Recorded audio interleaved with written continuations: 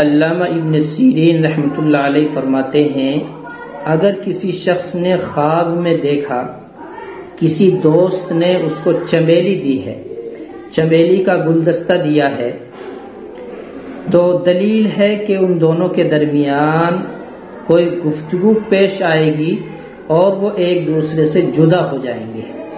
اور اگر کوئی عورت دیکھے کہ اس نے چمیلی کے پھول کسی درخت پر سے چنے ہیں، توڑے ہیں اور وہ اپنے شوہر کو دیے ہیں، تو دلیل ہے کہ اس کا شوہر اس کو طلاق دے گا۔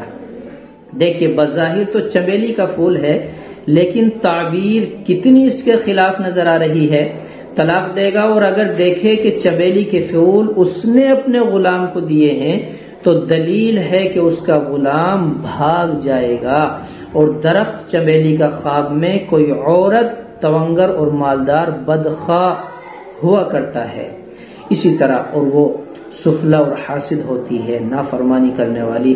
اور اگر چمیلی خوب خوشبودار ہو تو دلیل ہے کہ وہ عورت اہل وجود جو اس کا احسان ہے وہ پورا کرے گی اور اس کی فرما بردار رہے گی۔